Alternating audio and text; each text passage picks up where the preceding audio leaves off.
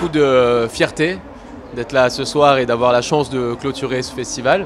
Et puis c'est à domicile, c'est à la maison.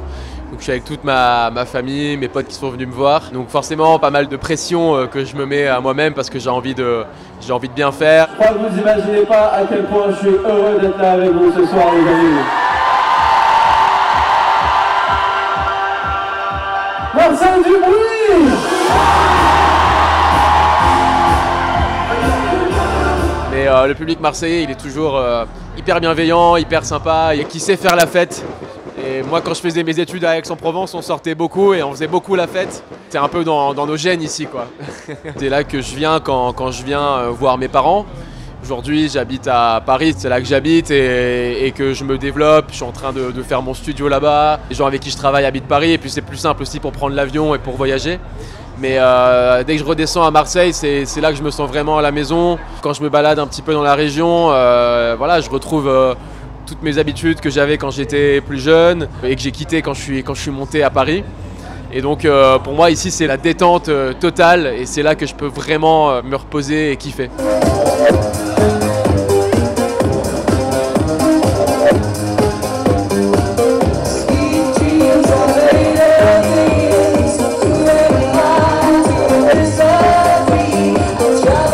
Ce soir je vais jouer mon nouveau live que j'ai développé avec ce nouvel album qui s'appelle Club Azur. J'ai repris tous les titres de mon album pour en faire des versions festival. Et là ce soir, voilà, c'est la 5e date de ce show live et je suis impatient.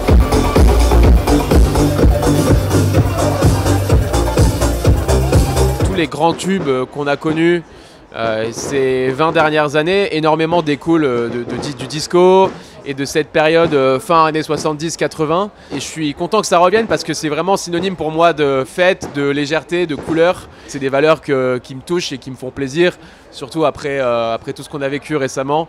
Je suis allé regarder des dizaines de documentaires sur cette époque parce que je ne l'ai pas connue.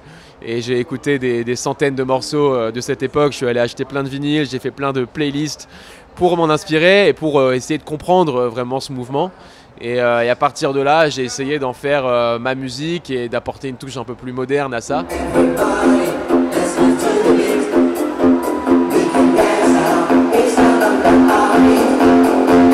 J'ai accompagné beaucoup de gens pendant l'été 2016 avec This Girl.